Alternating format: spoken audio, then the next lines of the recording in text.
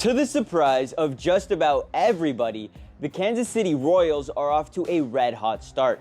It isn't even June yet, and the team already has 35 wins on the season. And to put that into perspective for you, just last year, the Royals were one of, if not the worst team in baseball, where they finished with a record of 56 and 106 on the year, something they hadn't accomplished since 2005. Hell, if we want to go further back than just last season, the Royals haven't had a season where they finish over 500 since 2015. You know, it's been 9 years of pure mediocrity. Now, the last time the Royals were good, they went far. They went all the way to the World Series and won it in 2015 against the New York Mets. So, now that we're seeing another great Kansas City Royals team, who knows how far they'll be able to go this season. Now, I know it's been 9 years and that rosters change all the time. However, one thing that the 2015 Royals who won a World Series have in common with the 2024 Royals is the man behind the plate.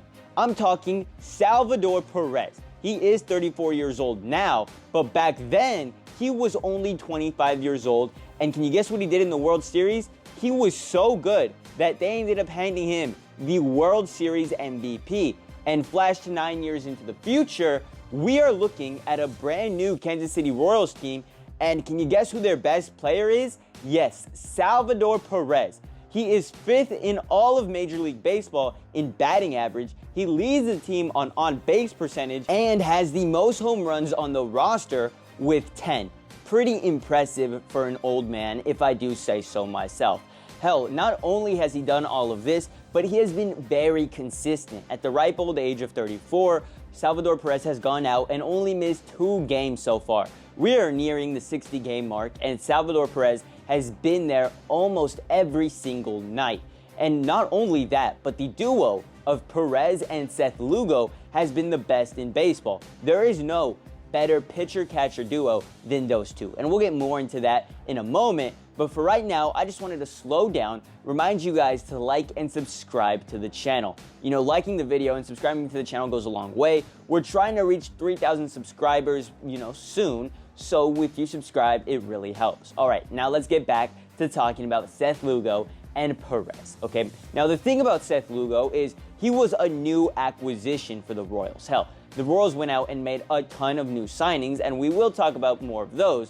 But for right now, I want to focus on Seth Lugo and all that he's been able to accomplish with this Royals team. The positives from Seth Lugo, well, those are endless. You see, the guy leads the league in quality starts with 10. He has the most wins by a pitcher with 9 throughout all of baseball and has the lowest ERA currently with 172 in 78 innings pitched in 12 starts. This is the most innings pitched on the roster by far. No other starter from the Royals even comes close. Now, what I want to do is look at a few of Seth Lugo's best starts throughout the season. Now, we could go over all of his starts, and I'm being serious here, we wouldn't really find a bad one. We'll look at his top 3 starts. You see, back in April, the Royals went up against the Detroit Tigers. Now, at this point, Seth Lugo had a record of 3-1, was just coming off of his first loss. However, he did not let that derail him. As he went out, he pitched 7 quality innings versus the Tigers, handed them 9 strikeouts, only gave up 3 hits, and that game ended with an 8-0 win for the Kansas City Royals, boosting his record to 4-1. And Seth Lugo would keep up this momentum, because in his very next start against the Toronto Blue Jays, Seth Lugo went out and pitched 7 innings yet again, only gave up 2 hits, and this time had 8 strikeouts. 2 of his best performances back-to-back, which only kept helping the Royals win. Now, his best start of the season has come more recently. About May 12th, the Royals took on the Los Angeles Angels, and in that game, he had his best start by far. 8 innings pitched. This is a trend we've seen with Seth Lugo. He will go long in most of the games where he starts. This time, he went 8 innings, had 12 strikeouts against the Angels, and it led to a 4-2 victory and, brought his record up to 6-1. Now, he did have 1 earned run in the game, and then the Royals would give up another run later on, but it didn't matter. They held out for this win. Now, the reason I'm focusing so heavily on Seth Lugo is because I believe one of the reasons why the Kansas City Royals have seen such improvement over the course of one offseason is because of all of the acquisitions they were able to make, Seth Lugo being the biggest, of course. And honestly, I believe this move was great for both sides because last year, Seth Lugo was on the San Diego Padres where he was good, but he was not nearly as great. His ERA was a lot higher, had a lot more losses with the Padres. Hell, the Padres were a lot worse team than the Royals are now, so I feel like that move was great for both sides. But he's not the only big pickup that they were able to make in the offseason, because the Royals also went out and got Michael Wacha, a solid starting pitcher. He's been very pivotal for the team as well. Then they've got Hunter Renfroe, who's starting in their outfield now. He is their right fielder. And then, a couple utility guys like a Garrett Hampton, a reliever in Chris Stratton and Will Smith. Will Smith hasn't had the greatest start to his season, but who knows? He still has plenty of time to improve. Now, all of those acquisitions were very key into helping turn the Royals into one of the best teams in baseball, because that is what they are. Sure, they may not be leading their division, but they're not too far behind the Cleveland Guardians. At any moment, the Royals could be looking like the best team in the Central Division.